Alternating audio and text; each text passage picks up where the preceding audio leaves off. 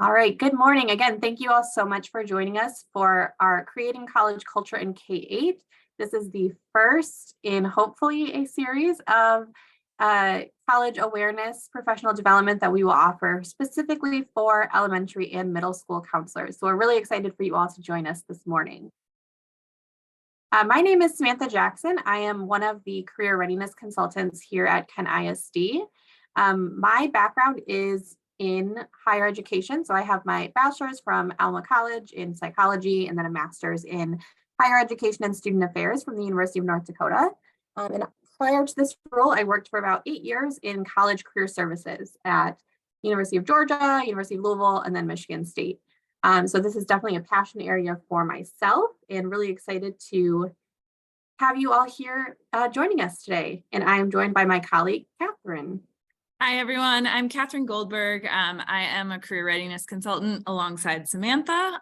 Prior to this role, I was a college and career counselor at a public charter school in New Haven, Connecticut, but Grand Rapids is home to me, so moved back home for this role. And then prior to that role, I served in that same public charter school. I was in a unique role supporting the graduates of the high school through college. And then prior to that one, I was also an admissions officer at Kenyon College. So in that small liberal arts college admissions office setting. So similar with Samantha, this is definitely an area of personal and professional passion. So excited to be here to talk with you all today and to launch this conversation. And for those who aren't familiar with our office or our roles, we work specifically with the schools in Kent County.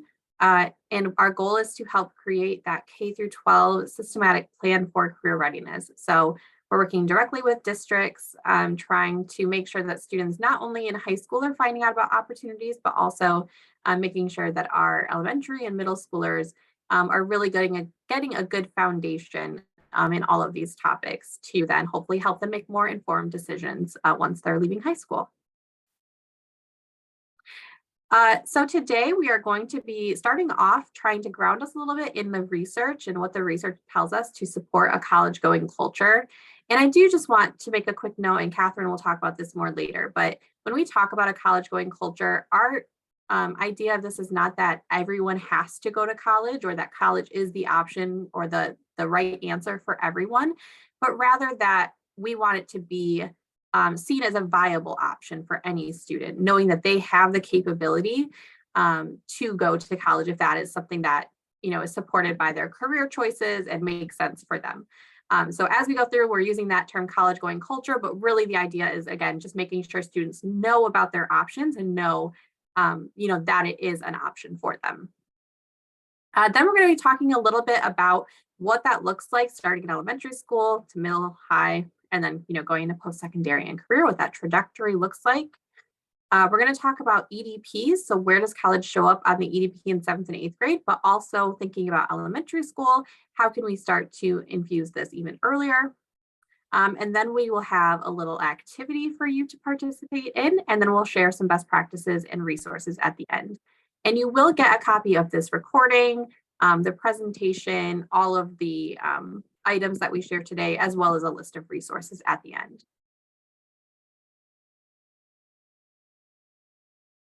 All right. So thinking about the why college and answering that question of sort of why are we focusing on this? Why is this important? Why is this important at this particular time? Samantha, if you want to head to the next slide.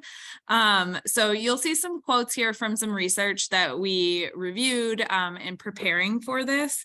As we approach this work, we were thinking about this with sort of 3 pieces of context, which is what are the labor market needs and opportunities?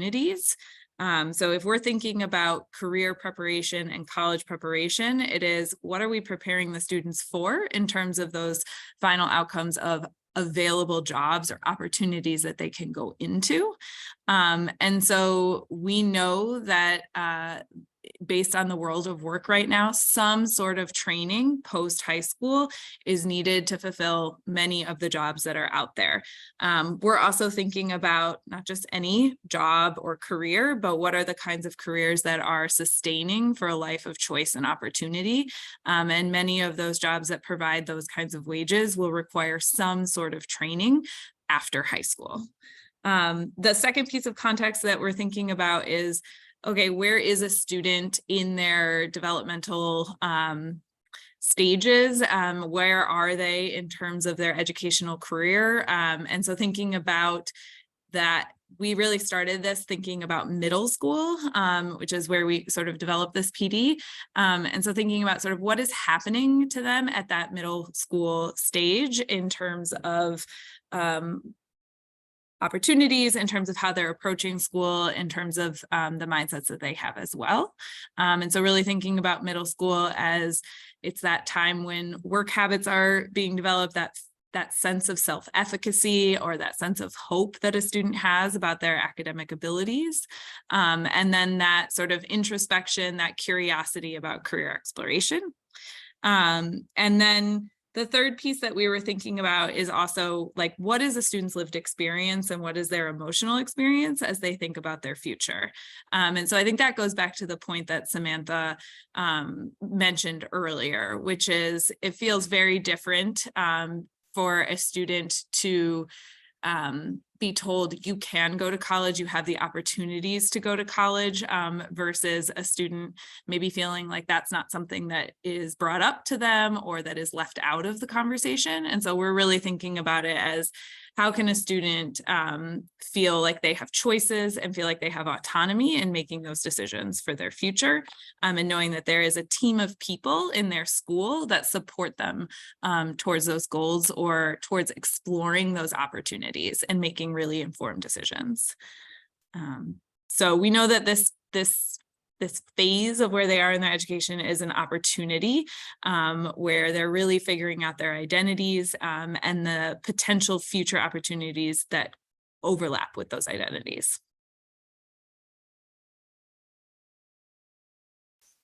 And so then that context piece about the job market. So we can think about it nationally, and then we are trying to think about it as we hone in a little bit more locally.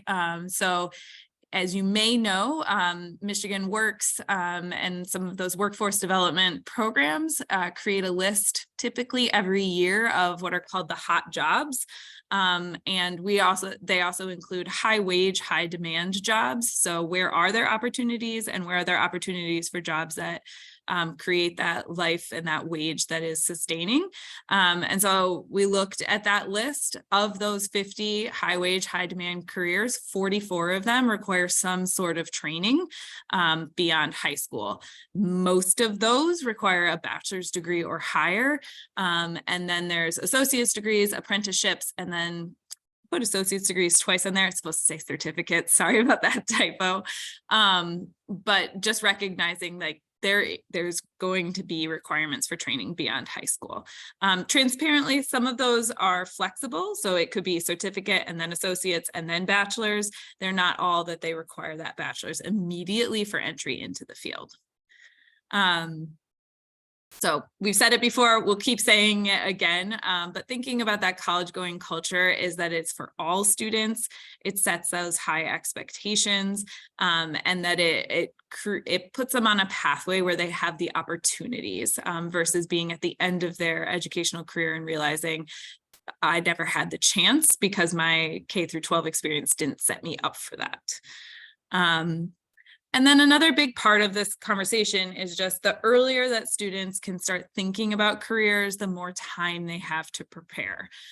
So if we're thinking about career and technical education through something like a tech center here in Kent ISD, KCTC, that's a decision that needs to be made in 10th grade, which means that then in 9th grade, classes need to be selected to be able to meet those, which means in 8th grade, we need to have conversations about what is being selected. Early middle college similarly begins around that time. And then thinking about personal curriculums and any unique adaptations to graduation requirements. teenagers like to do them instantaneously. We as adults know that those often required steps to be put in place years before.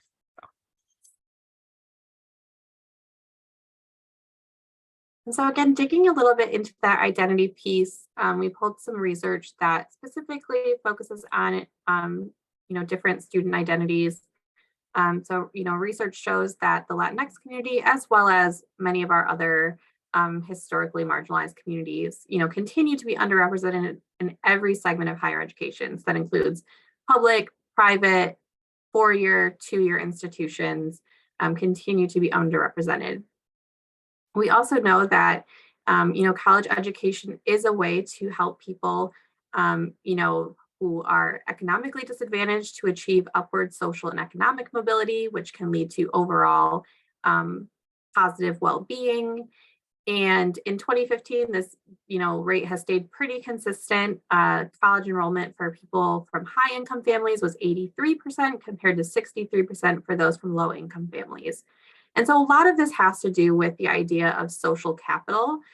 And again, whether students see people that they know that have gone to college, whether they see it as a feasible option for them.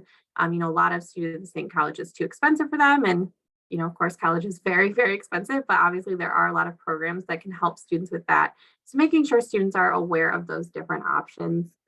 A lot of students also from historically marginalized populations tend to either be or feel less academically and socially prepared for college. So again, having conversations surrounding that. And also a lot of the research points to parental involvement, which we know, but so how can we continue to get parents or caregivers involved in the conversation to, again, let them know that, again, college isn't the only option, but depending on the student's wants and what they're hoping to go into, it could be an option for them.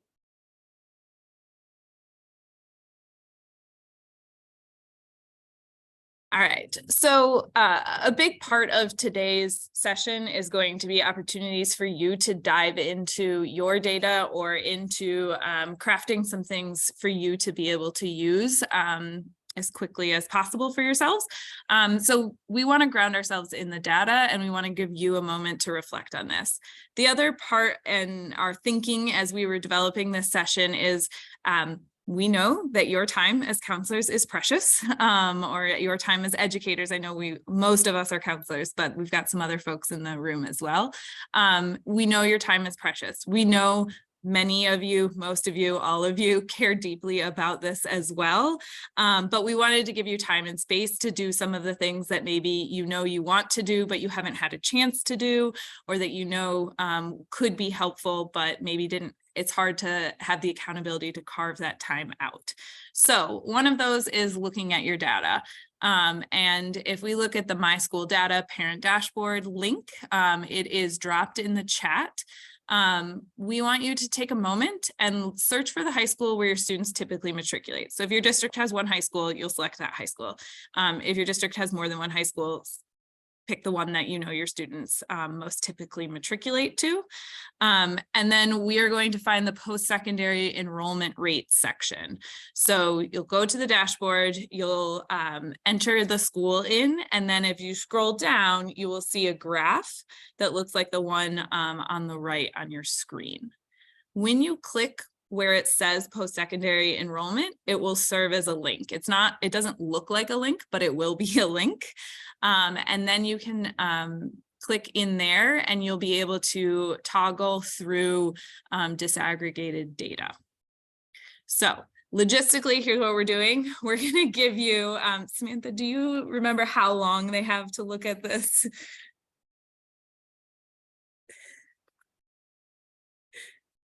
Sorry, I lost my mouse. About 5 minutes. Okay, so we're going to give you about 5 minutes. You're going to go to the parent dashboard. You're going to find your high school. You're going to zoom in on the post-secondary enrollment. As you look at that information, capture for yourself, what's your reaction to this? Is this surprising? Is this not surprising? Is this the millionth time you've looked at this data this year? Is this the first time you've looked at the data this year?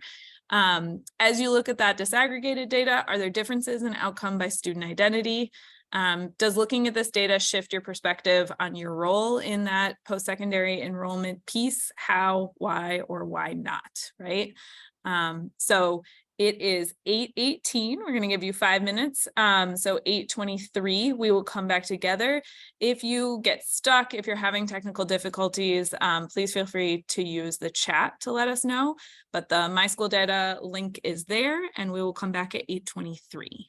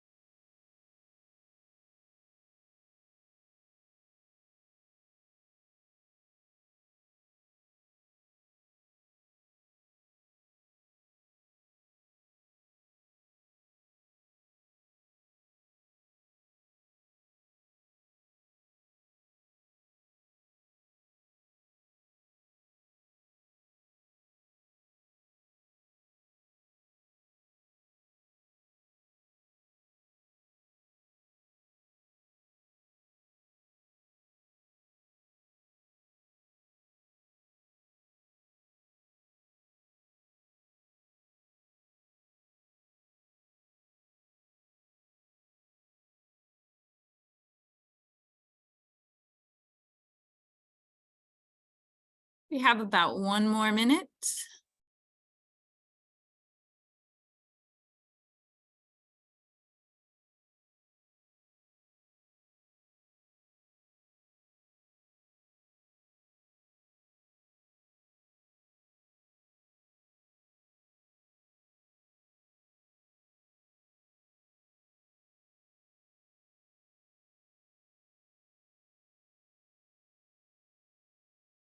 All right. So if you are deep in the weeds on your data, that's awesome.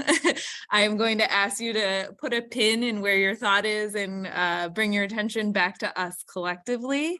And I'd love if there's one or two volunteers who would like to share out their reaction or how looking at this data has either opened their eyes or shifted their perspectives.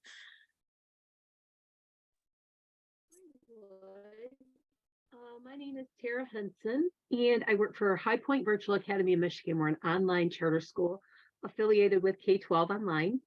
And our data is student performance overall 19%, and state of Michigan average 37%.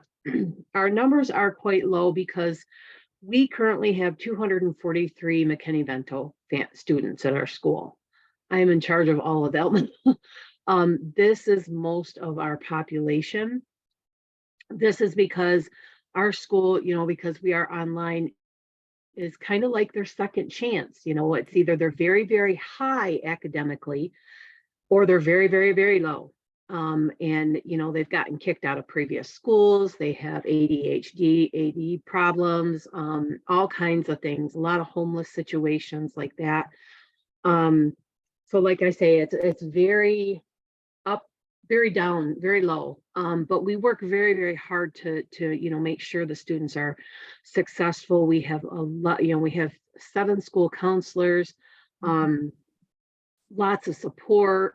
Every student has an academic advisor, which they can go to for any questions, help like that. Shows them around the online platform. A lot of the issues are that parents just are not parents, very sadly.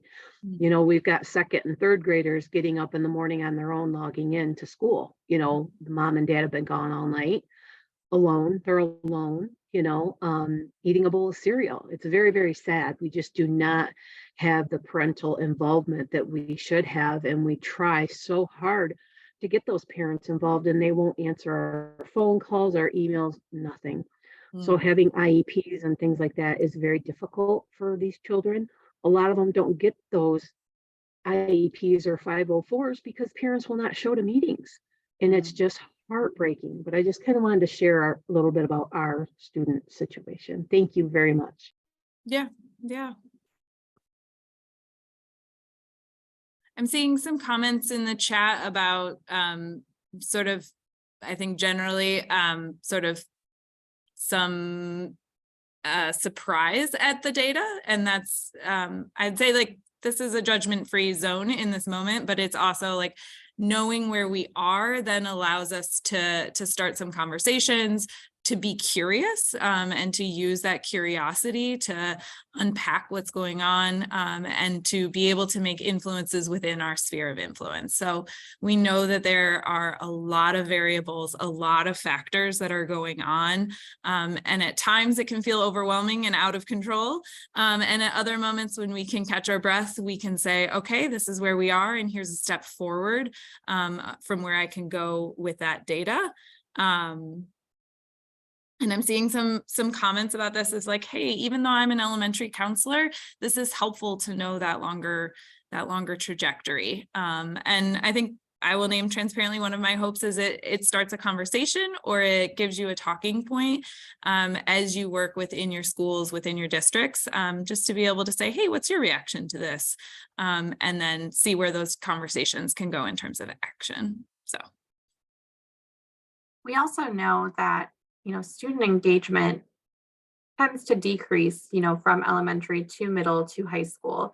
So our hope is that by, starting to have these college conversations early, we can then impact the rates of, students, again, that want to go to college, that it makes sense for them by high school. But in particular, and I know for some of our districts, there's not a lot of information for student identity because it is based on the number of students. So you have to have at least 10 students in order for that data to show up. But would, definitely be, interested to dig more into that data for, different schools to see, are we seeing any economic or racial disparities between, students that are attending college. I also loved a comment, sorry, let me find it here. A comment about, persistence. So they're going in that first year, but what does that look like after? And you'll see at the bottom of that, if you click into that post-secondary enrollment at the bottom, there is a link that you can go into a deep dive into all of that data, and you can look at persistence data and all of that stuff too. But yeah, that's definitely a really important point as well. A lot of great comments in the chat here.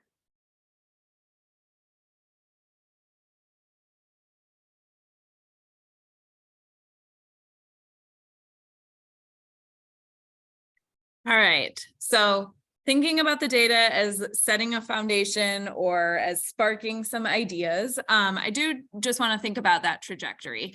And I think as I was preparing and reviewing resources and thinking about this conversation, there was a lot of resources about middle school success, high school success. And I was like, hold on, this is a college session. Like, why are we talking so much about middle school success or high school success? And then I sort of had to stop and think, and Samantha, if you want to go to the next slide, we need to think about, yes, we have the end in mind. The way that we visualize it, our team and our department is sort of that career is the end goal. And then there's post-secondary, but we need to think about each of these at the stages that they'll go through, at the milestones. So if you are an elementary folk, like if you're elementary folks, setting students up for career and post-secondary success includes success in middle school. If you're in the middle school sphere, setting students up for the success in post-secondary means setting them up for success in high school as well.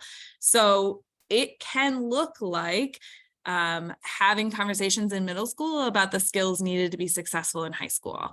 Planning conversations about high school curriculum, or whether a student wants to go to a CTE program or do a dual enrollment or an early middle college, is still setting them up for conversations about post-secondary success, because we need to think about what are the skills, mindsets, behaviors, trainings, credentials that are needed, what can be accomplished at post-secondary, what can be accomplished during high school, and so therefore what foundations need to be in place for elementary and middle.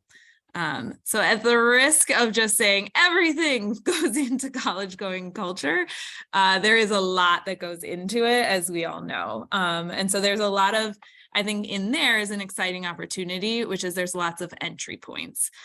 So if it feels overwhelming to think about, I don't know that much about colleges themselves.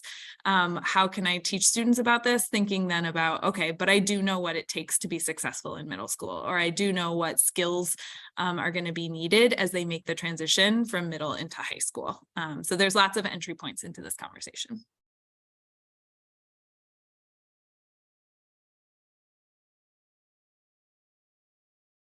All right, so now we are going to move into specifically where does college come up in the EDP, or again, for our elementary counselors, how can we begin having these conversations earlier? So first of all, what is an EDP? Just again, giving us a baseline here. So that's the educational development plan. And the primary emphasis of that is helping students come up with a statement of their career goals and a plan for reaching them. So it's important not only for students to take those interest inventories and figure out what careers might be a good fit for them, but then to dive deeper into it to see what do they actually need to do to achieve that. And so again, that goes to the conversation we had earlier about, the earlier students start learning about these things, the better they can plan. So, does it make sense for them to take dual enrollment? Does it make sense for them to do a tech center or, an early middle college program or something like that? And so again, those steps do include post-secondary education and what is required. And again, this is part of state law, 2018 legislation that define the specific requirements of an EDP and talent portfolio.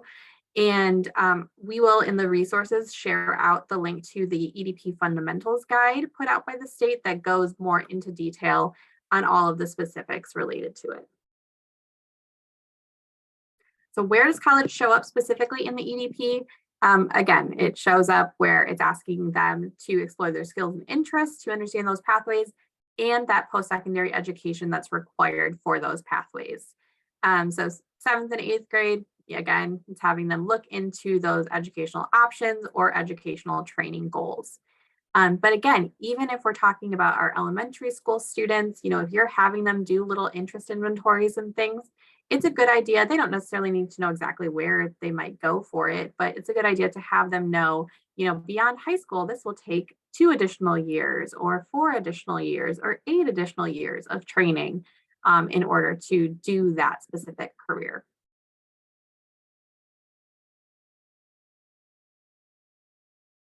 So as you're facilitating those discussions, the first thing I recommend is talking about terminology, especially for our elementary and middle school students. I mean, how many people knew, what the different degree levels were or what a major was when they were, in elementary school? If they have people around them that have attended college, they might, have some idea of what that is. But a lot of students don't know what that is. So doing fun activities to help them understand different terminologies. What is a college or a university? What does a major or minor mean? What is the difference between an associate's or a bachelor's or a doctorate? And knowing that you have to get a bachelor's before you can go on to, earn a PhD or things like that. So doing fun activities to help them understand what that different terminology means. Because when they get into some of these platforms that I talk about, it's going to use this lingo, but they might not necessarily know what that means. Again, we like to think of this in backwards planning. So, working with students, I know a lot that will say, I want to go to XYZ school. And, that's their goal for whatever reason is to go to that school. But rather than starting from the school and then working our way backwards, we like to think about it the opposite way. So having them do those assessments and things to come up with their career goal or a couple of ideas of what they might want to do. Then from there, thinking about, what kind of major or training is required, and then figuring out what schools they are. An example I keep using is, students who say, I want to go to Michigan State and I want to major in aviation. Well, Michigan State doesn't have aviation, so you can't really do that there. So figuring out, if your goal is to be a pilot, what schools have programs related to that field. So working your way backwards. I'm actually going to pull up here. So a couple of different ways that you can have this discussion. And of course, it depends on, what's available to you. So I'm going to talk a little bit about Zello. I know some of our schools use Zello, some use Naviance or Score or UScience. But then I also will talk about ONET and My Next Move, which is a free tool as well. So let me pull up Zello here to show you what this looks like for students.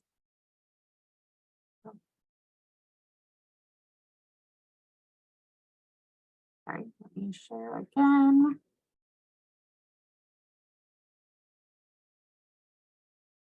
And it locked me out, so just a second. Okay, so first I'm going to go into Zello and show you what it looks like from the perspective of a middle school student, so 7th or 8th grader, and kind of how you can facilitate this discussion. So in a tool like Zello or Naviance or UScience, they're taking those interests and skills and all of those different assessments. And from there, a couple of different ways they can go at this. So from their results, let's say I'm looking at my interest results. You can filter things down. Right now, I'm just going to leave things super broad. So let's say these were my interest matches. And you're having students look through, okay, what does it mean to do, your top few matches? So let's say I click on mental health counselor. Right up here at the top, it tells us that we need a 4-year college degree. So it'll tell you that for any of the fields. And then, of course, you're having them look through the description and what it does and all of that good stuff. But then if they keep scrolling down, they will see education and training. And so again, here it tells them, it takes them 4 years to earn a bachelor's degree, and that's typically required. They might have to earn a master's degree, and that takes 2 to 3 years. So it goes through all of those different educational requirements for that field. From there, they can also start to explore what are some of the majors that might lead to that career. So, if we click on social work here, it tells us, what that looks like, the types of classes, and then it also shows them the schools. Right now it's set to Michigan, but, schools in Michigan that offer those different degrees. And so they can kind of explore from there. They also can just go to explore up here at the top, or at the homepage, they can just click on schools and they can just do some kind of more general, exploration of different schools. So let's say you're having them do an activity where, you ask them, what size school do you want to go to? Do you want to go to a school with, 50,000 people, or do you want to go to a school with, 1,000 people? And so having them kind of look through that to figure out what might be a good fit for them. Again, we're not having them make any decisions in 7th grade, but just having them start to explore these different topics. And my little bar here is in my way. One little trick that I used to do with students is I worked in sort of a mid-sized school, and students would say, I want to go to a really big school. And I'd say, when you say big, what does that mean? And they'd say 1,000 students. and so showing them like the scales of how different Yes. it can be, right? Or they'd say, I want to go to a small school, and that small school would be like 150, and you're just helping them understand sort of on that very basic level the scales of what they could be looking at. Absolutely. And so again, then they can, just continue exploring through here what different things look like. They can see similar schools, all of that. Again, we're not making them make any decisions right now, but just good for them to just start to see kind of what's available. Backing up here, I'm going to show from the elementary perspective. Elementary, a lot less, of course, in Zello, but let's say I'm a 4th grader. So again, they can do some of those interest inventories and things. And then there's also, that's not showing up here for me, you can make available to them. There's a mission on education learning paths. And let's see if it'll start from the beginning. So it has like a whole video that explains what is an apprenticeship, what is an associate's degree, a bachelor's degree. So it goes through all of that in a really kind of quick, cute little video. It has like a sample group chat thing that they can watch, but it just does a pretty good job of showing like what all of those different levels look like. Similarly, when they're looking at those jobs, let's see if I can pull one up. It again doesn't go into as much detail as the middle school account does. Of course, it tells them what they do and all of that good stuff. But down here, it does tell them what path they need. So it tells us, okay, to be an accountant, you need a college degree. What does that look like? 4 years of high school and an additional 4 years at college. And so then it gives them some again, basic information for our elementary students. So similar on, again, platforms like Naviance or UScience or things like that. The other tool I want to show is ONET and My Next Move, which is a part of ONET. So similarly, let's say there is an interest assessment you can have students do here. But let's say that, I know I want to be a mental health counselor, or I want to look into that. Again, ONET is nice, but it has a lot of information here. So I tend to like to go to this easy read version, which will take you to My Next Move. Just a little bit simpler, especially for our younger kids, to look through the information here. And then again, if you scroll down, you can see the education. So we can see for a mental health counselor, bachelor's degree, sometimes a master's degree. If you click on Find Training, again, looking in Michigan, what I really like about this as opposed to Zello is that Zello looks at it more so from major to college, but you have to kind of know what major you're looking for first. So what I like about this is that you click on the career, and then looking at the education, it shows you, okay, at these different schools, these are the different majors that they have or degrees that are related to this. So you can see here, Western Michigan shows you 3 different degrees right here that students could pursue. So a master's in clinical or medical social work, a master's in counseling psychology, or a master's in mental health counseling. So kind of nice if, again, students don't necessarily know what majors are, to begin giving them some of that language to really start to explore that. Yes, My Next Move is a free website. There's no login or anything. And again, if you go to My Next Move, and we'll include it in that resource list as well, they also have that free interest inventory here. I would say this is definitely better for 5th through 8th grade, maybe 4th through 8th grade, because it is a lot of reading. But yeah, this is a completely free assessment, and free tools here for you as well. And of course, there are tons of other, websites that you can use to start exploring college. Again, the idea is not to make them make a decision right now, but just to start giving them some context and start to see, okay, if I want to be a vet, then I have to go to school for 4 years post high school to get my bachelor's degree, and then I have to go an additional few years in order to actually become a vet.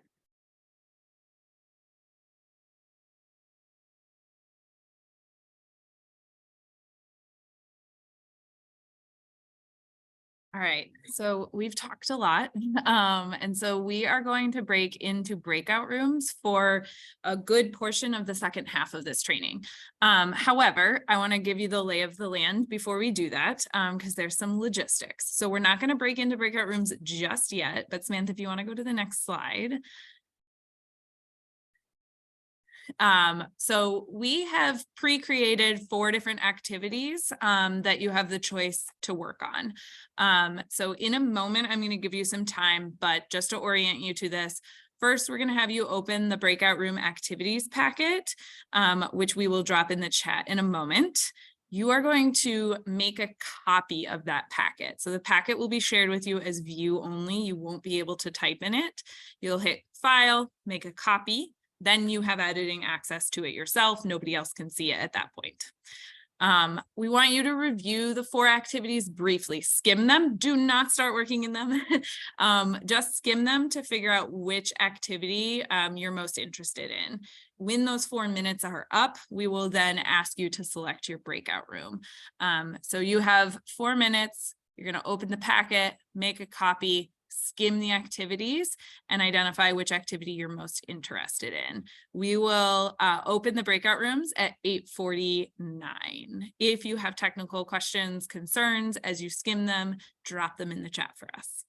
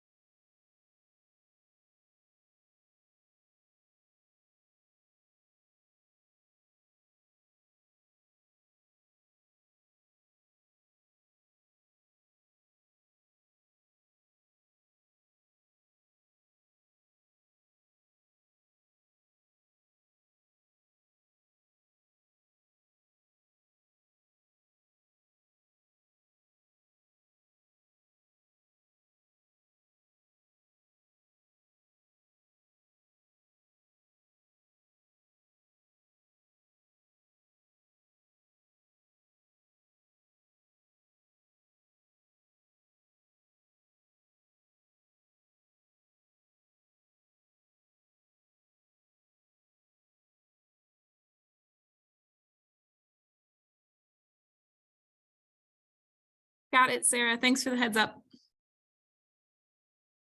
Got it, Tara.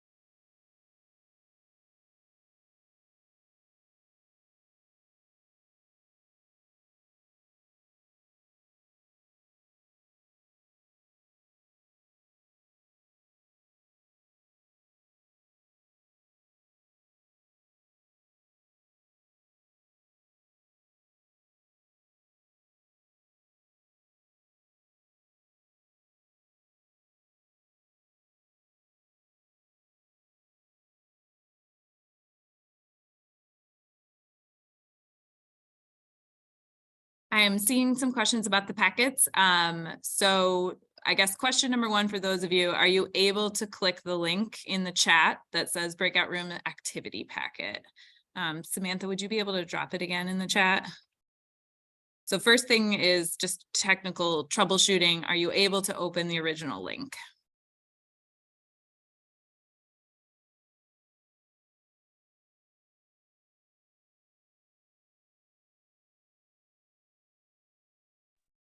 I was able to open that just fine. Thank you. And then when you are in that link, it'll have a table of contents. Those links just bring you down to a different page within the packet, or you can just simply scroll down. And then if you need to make a copy, you hit File, make a copy. So I am going to go back on mute for 1 second to finish getting the breakout room set up. I will be back in less than a minute.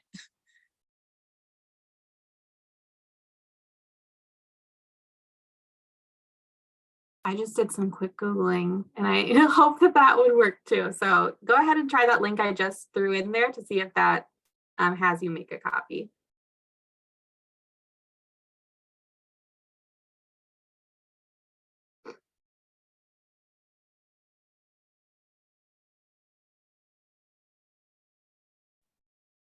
All right, so what I'm going to do now in a moment as I'm going to open the rooms. However, before we open the rooms, we want you to open, we want you to know if you have the capacity, the PowerPoint link, I'm gonna drop again in the chat. This will give you the ability to see the timestamps and to know sort of where we're going with this. If we open the breakout rooms and you haven't opened it, you won't be able to access it. So if you'd like to know the timestamps, besides just the little banner that pops up when you're in a breakout room, go ahead and open that PDF. We will also, just trying to get all the technical things out of the way first, we will also pop into the breakout rooms periodically. So we will come in and give you reminders of timing, and then you can always leave a breakout room, come to the main room. One of us will be here if you have questions about process or how much time you have left. So, whew. You're going to have a couple resources open. You're going to have your activity packet open. You may have the PowerPoint open so you can see this timing on your own. But basically, the vision for this is you have some independent time to work on the activities. Then you'll switch in your breakout rooms to some discussion.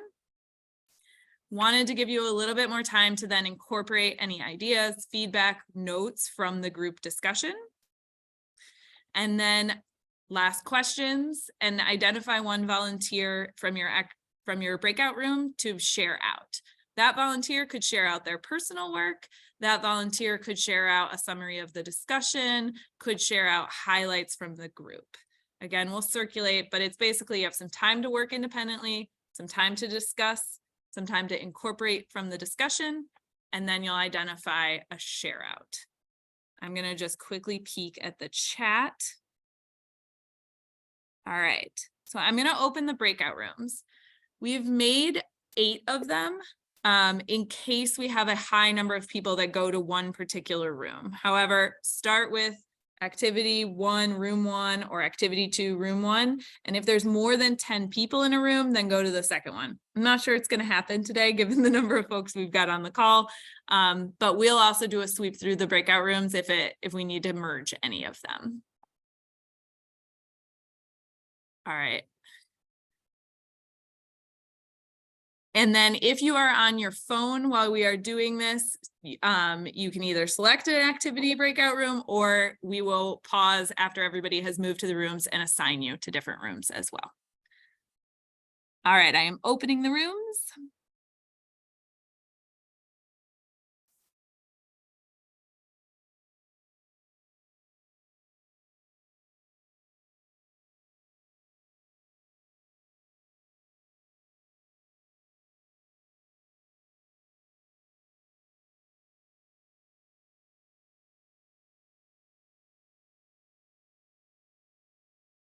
Seeing lots of folks in room 4. If you want to start a second room 4, go for it. I'll give another minute or so before I start helping folks on phones move into rooms.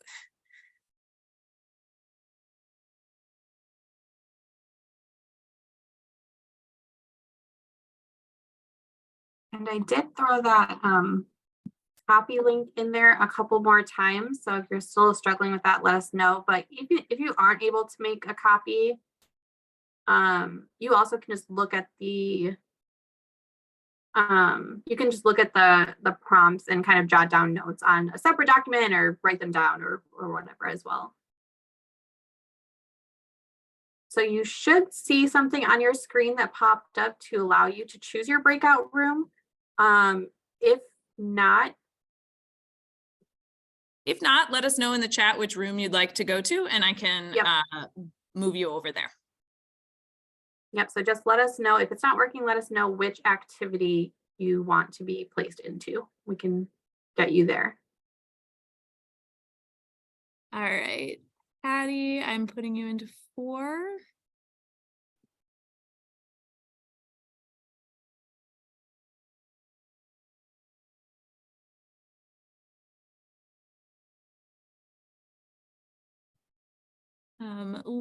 Lone, if you're still here and need a room, let me know which one you'd like to move to.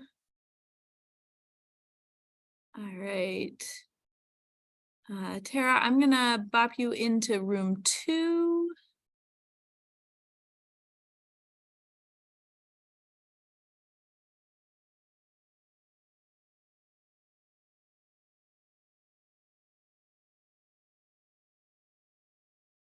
All right, I am going to review back up to the other folks who said they were in their cars, and I'll put you into a room in a moment.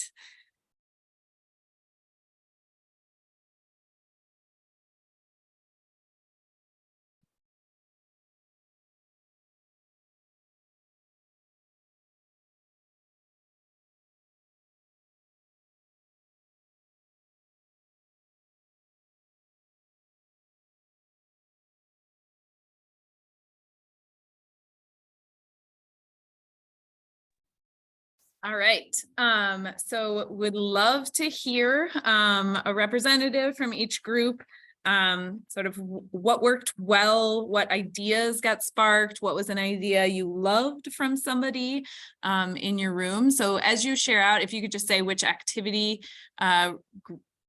represented and which room number, and we will start. I'm going to go backwards. Let's start with activity 4. So if somebody from either group 1 or room 2 would love to be the spokesperson. I am the spokesperson for room 1, activity 4. So we really talked about a variety of ideas. I had my mindset on kind of one idea I wanted to do for my school. And then as we had our conversations, things kind of unfolded that different, different people from different schools really took some different paths with it. So we just kind of agreed to summarize that with our activity, we were trying to plan a parent night or a parent and student night related to career and college readiness. And we kind of hit the gamut of having professionals work in and holding it like a career fair in a variety of ways, with possibly like roundtable sessions where students and parents can visit different people that work in different professions, maybe having some scripted questions to ask for the students and some scripted information that the presenters would share to other people having ideas of using local resources in their community, because we all have different communities. So some of us are really connected to our career and tech centers. Some of us go to STEM fairs. Some of us were using like our local downtown and chamber resources to do business visits, with students or parents, and hosting possibly family nights about getting out into the community that way.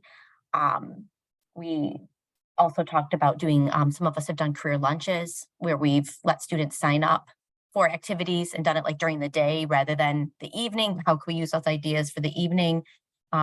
We also thought about using our career software and maybe having a parent night where necessarily we didn't have like, not like a career fair one, but like informing our parents about what tools their students are using in school, because several of us use Zello and we think it's really underutilized in our school, in our district. And I don't think I have very many students that go home and show their parents that tool. But giving them an opportunity to sit down, open up a laptop with their parents, show them that.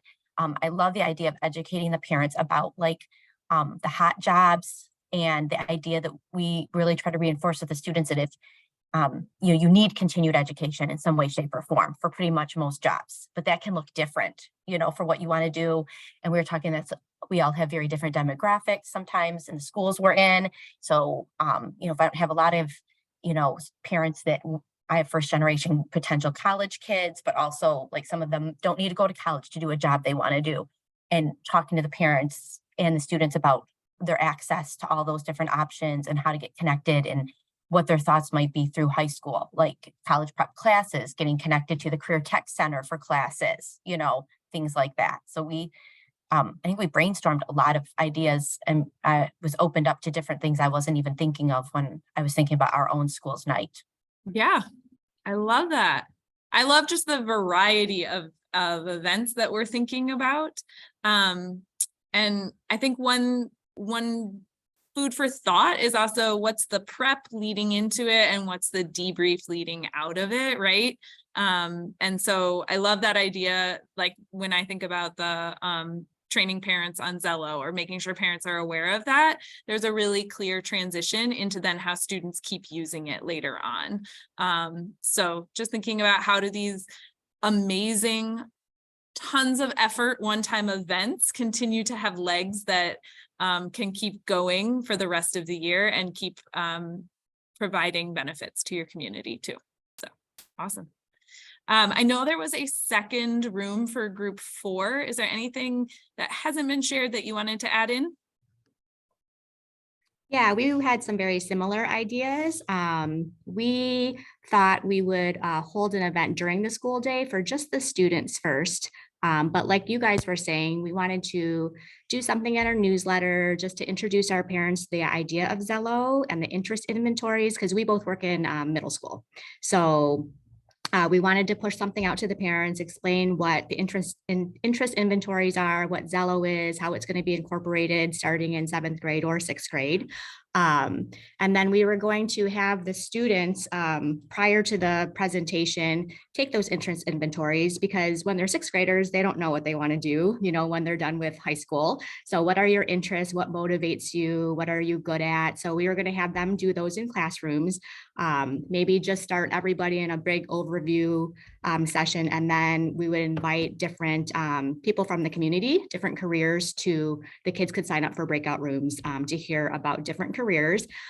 Then we had one little follow-up point, maybe sending out a form to the students and parents that they could access online to facilitate some conversation between parent and student, and have them provide feedback that way. And we thought, we could do like a random prize drawing if you completed the form, and give out some little trinkets at school. So kind of in summary, that's kind of what we talked about.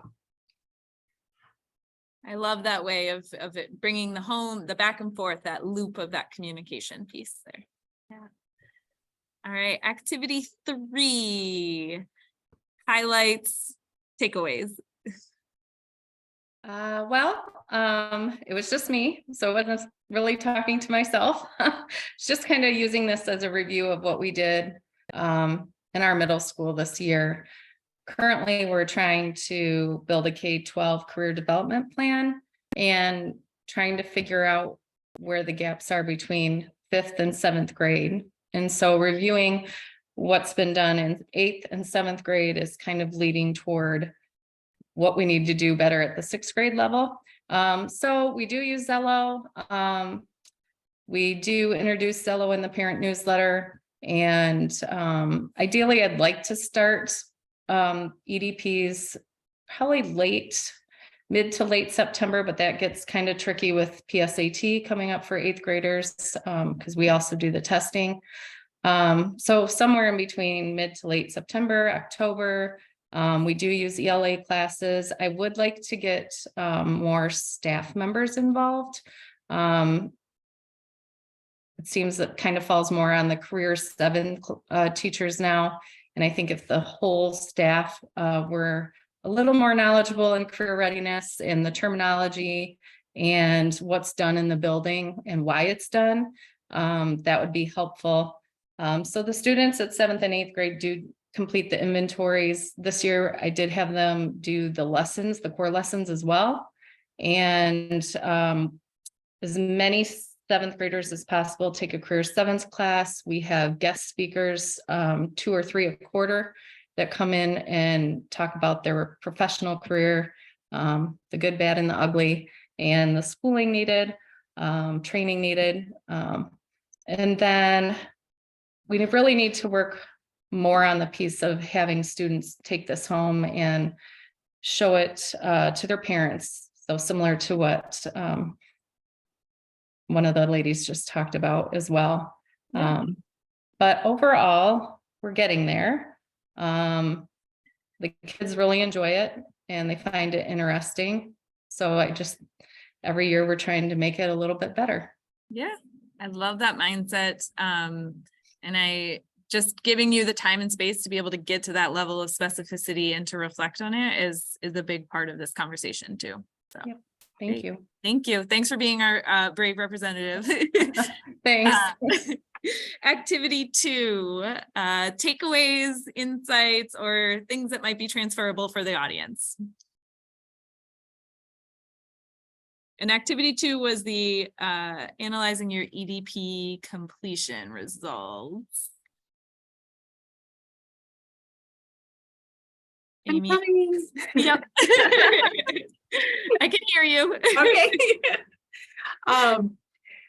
It was interesting. My partner and I were in a breakout room together, and she was gracious about we were chatting each other so through the chat because she was participating in her car. So I had an opportunity to share that we use Naviance at the 7 through 12 level here in Forest Hills across the district, which is helpful, especially as time goes on, to build that language, that vocabulary of Naviance and that familiarity. I shared in my group one thing that's worked really well this year is first semester, we were really pushing in on a very regular basis, little mini lessons for Naviance to get the EDP standards completed, and then just also weave in that language and that career and post high school training language and mindset. Due to some staffing changes, we haven't been able to do that as frequently during the second semester. However, we did see the benefit and increase in that during that first part of the school year. In terms of analyzing the data, I think it was wonderful to have those little snapshots in time. But as we talked about, it was great. It's great just to do a clean sweep here before the end of the school year, just to see, okay, where are we? Who has their goals in? Who has their training, their career pathways and that type of thing. So. Yeah, we were talking out, it was some serendipitous timing of this session that we've got a couple weeks till the end of the school year. If you had 10 minutes to sit down and look at who needs to do it, who still needs to do it, you kind of make that post-it list and you run through the lunchroom and you're like, hey, I still need you to do this. So Yeah, exactly. Yeah. Thanks for sharing, Amy. Yeah. All right. And then activity 1, if you want to bring us home with some takeaways, insights, or learnings for the team.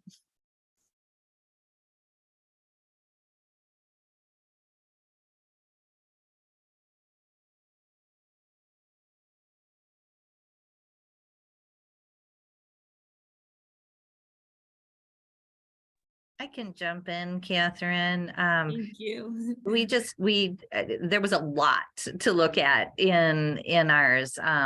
If you haven't viewed the curriculum that New York City Schools has provided, it's definitely worth your time. There were a lot of modules that gave a lot of really good insight I think for me, the biggest takeaway was that language of, because I work with 5th and 6th graders and quite a few in our groups, it seemed work with that, middle school to younger population, and just gave some really good options for talking about the language of careers, the language of college, and the language of, thinking about majors and minors and what a dorm looks like and stuff like that. So a few people shared out that there's some activities that, are really good. There's a Jeopardy game in there. Oh, I forget, Elizabeth found something in module 3 that talked about, ways to kind of get the kids up and moving, and, just really kind of saying that her students really appreciate that. So, not a whole lot to, of specific things to share, but definitely I would encourage others who maybe didn't join that session to at least pull up that material and download it for a look at later. Thank you so much, Kelly. Yeah. So if you are somebody where you're like, I know that we have an advisory time or a homeroom or a circle time, and I need some activities or games to be able to incorporate into that. Or I was working with a counselor at a middle school who's going to do a month around college knowledge. So what's a short thing she could do each day within that month? Check out the lesson plans and modules. There is a lot there. That group was daunting, I think, because there were so many available. But just thinking about even pulling out one activity of the many within one of those modules. So they're crafted as lesson plans, but you can pull out bite-sized pieces for what you need. All right. Thank you for your discussion. Thank you for your honesty as you worked through this and sort of naming your challenges and your successes. And I am going to turn it back over to Samantha. Great. We're going to bring it home and hopefully share out some resources and, maybe give a couple of minutes to share additional best practices if you have any. Again, you will receive all of the materials from today. So in a follow-up email, probably in the next couple of days, we have to get the video processed and everything, but you'll get another copy of all of those activities so you can go back and look at those modules if you'd like to. We also have an additional resources list that is pretty extensive in stuff that we weren't even able to touch on today. So we'll definitely make sure to share that out. So I'm going to kind of go rapid fire through this as we're, coming into our last 10 minutes here, but just some additional kind of brainstorming, resources, activity ideas of things to just continue to incorporate this college going culture. I kind of broke it down. I was thinking about it in 3 different areas. So the first being environment. So what are students seeing around? So even something just like hanging up college flags or, college logos or things, if you have an office or like a space, a bulletin board that you can share that information just so that they get familiar with seeing it.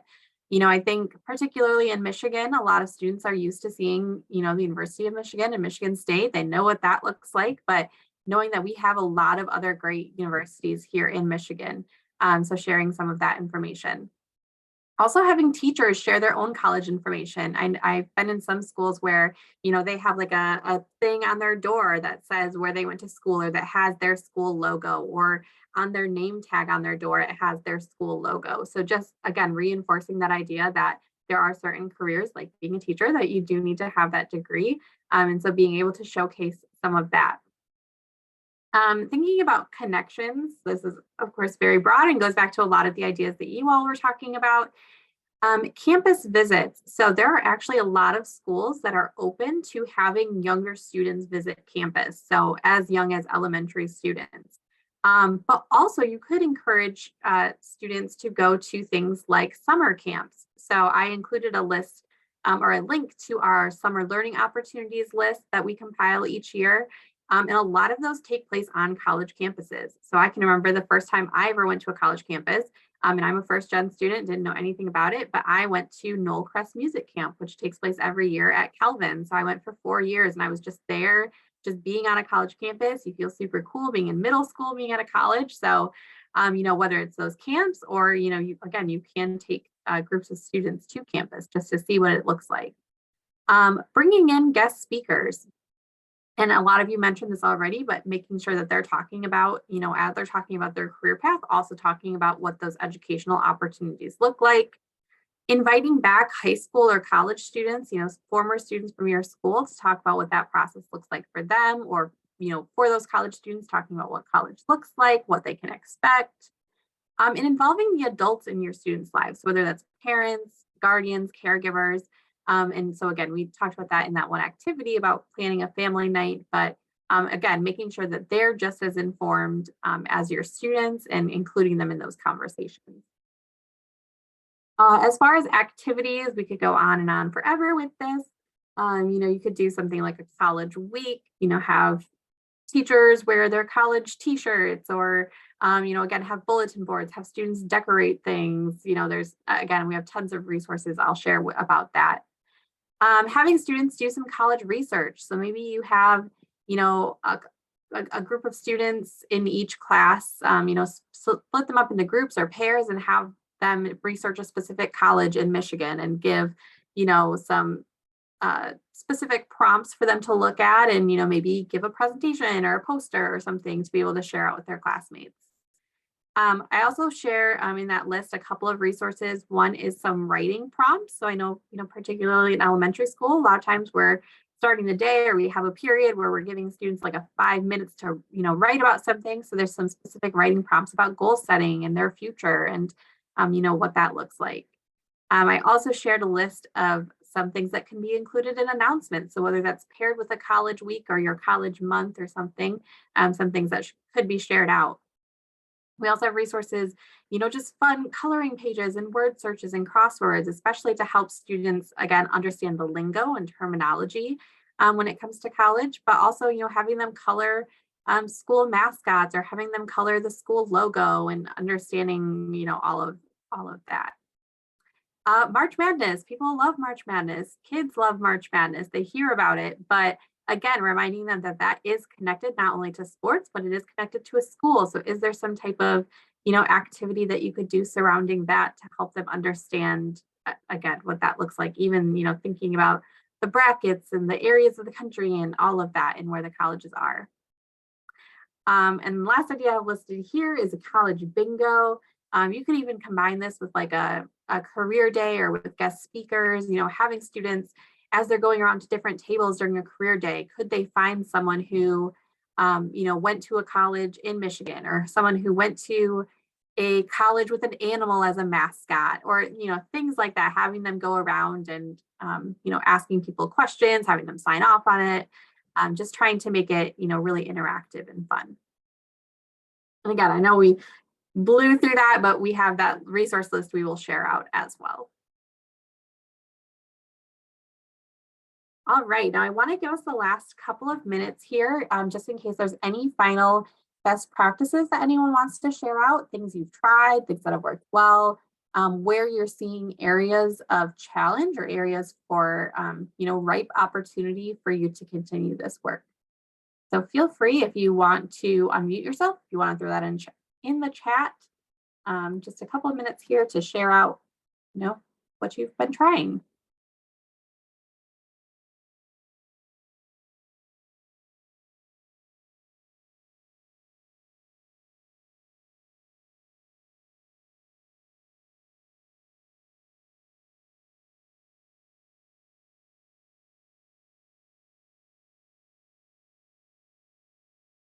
Again, feel free to put that in the chat or unmute yourself. As people, I know you might be typing in the chat. So as you are doing that, I will just leave this slide up here that has mine and Catherine's emails on it. So again, if you are in Kent County, definitely reach out to us. We have a consultant assigned to every district and school in Kent County. So we are happy to get you connected and to help you through any of this, planning or thinking process. But even if you're not in Kent County, please, don't hesitate to reach out to us. We're happy to help get you connected to resources or however we can to make sure that you can continue this work. So our emails are up there. We will send out the follow-up email with the recording, the PowerPoint, all of the resources for you to take a look at later. Any final thoughts or questions here?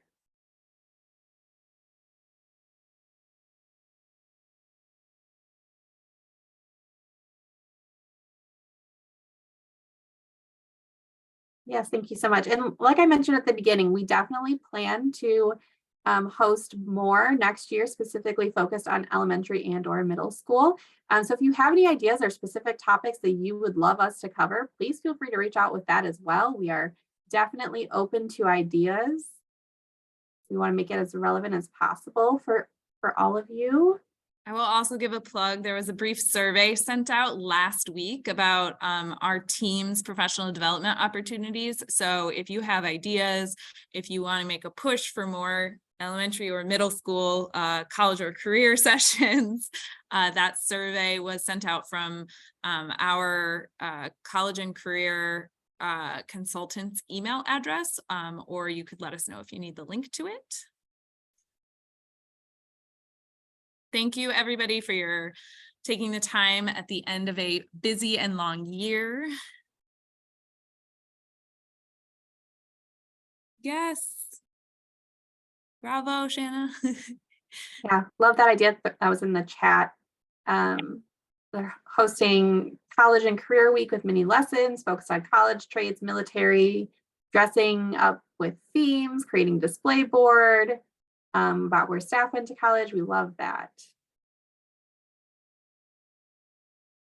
Staff and students.